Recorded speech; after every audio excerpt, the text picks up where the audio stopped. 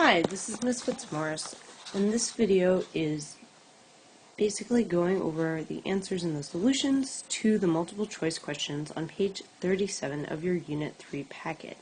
Okay, so you should spend about 4.5 minutes or 1.5 minutes per question on this page.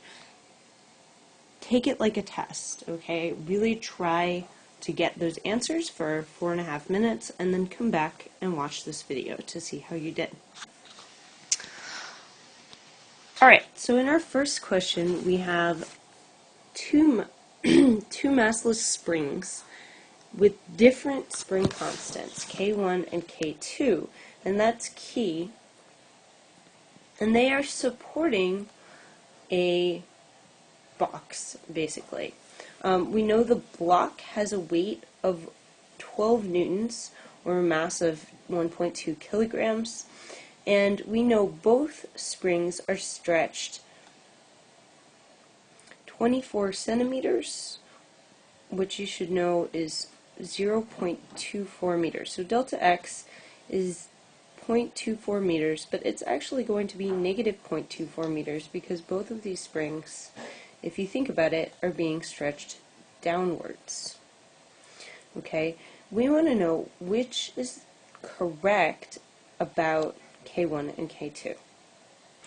To think about this, we can draw a force body diagram. Okay, so this is a diagram of the weight. We have Fs1 and Fs2. Of course, these spring forces are going to be different because they have different spring constants, different Ks. And then we have Fg going down.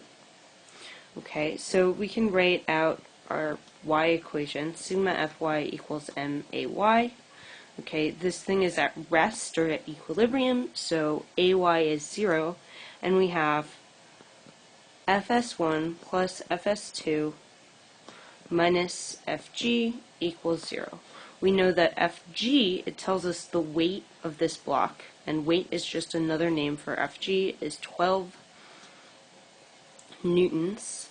Okay, and then we have, for each, minus K1, and then the delta x is negative 0.24 plus minus K2 times negative 0.24. Okay, we can factor out the 0.24. Don't forget this is minus 1.2. We have negative times negative is positive, negative times negative is positive. We have 0.24 K1 plus K2 minus 12 equals 0. We can bring this 12 to the other side. 0.24 K1 plus K2 equals 12. Okay, and we can divide both sides by 0.24, and what we find out is that K1 plus K2 is equal to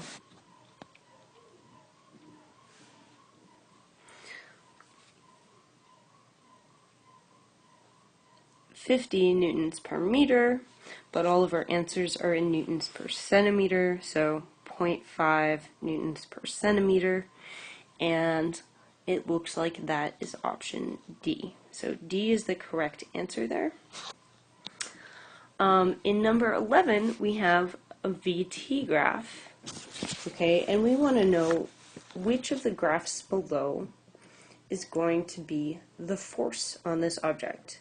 Okay, so we know that V is proportional to t squared. Basically what this means is that this shape is a parabola. Okay, and we want to know about force. Well, we can't get directly between velocity and force, but we do know that acceleration is the slope of a VT graph. Okay, and by now you should have seen that if you take the slope, I'm going to write this out, the slope of a parabola, and you take the slope at all these different points and find the number, and that should be the tangent line, but I'm bad at drawing, you should get a straight line. The slope of a parabola is a straight line.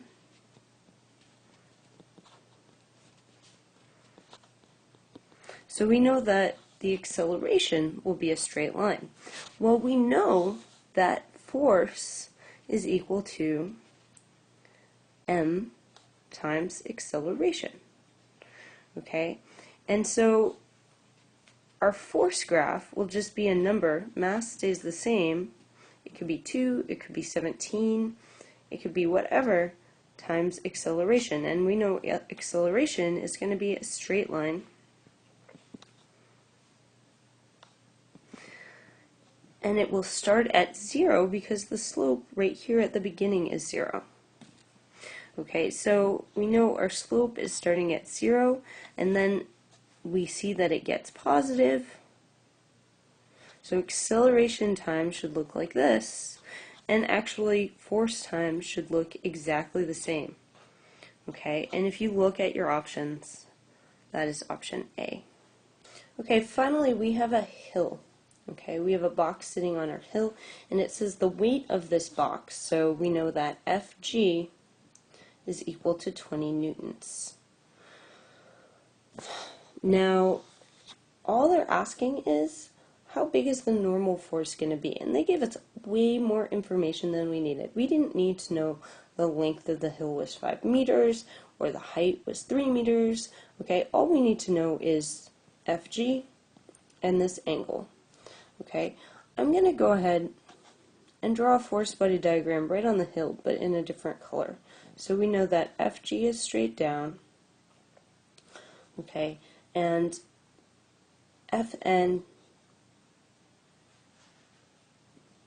is directly outwards this way. Okay, it doesn't say whether or not there's friction on the hill, but that doesn't matter. We know that Fn is equal to Fgy. Okay, so this length and this have to cancel each other out because the box is not moving through the hill. Okay, Fgy will be equal to Fg times cosine 37. You should all know at this point in your lives, hopefully, that cosine 37 is equal to 0.8 or 0.79 something, but it's 0.8, so we have 20 times 0.8, which is equal to 16 newtons.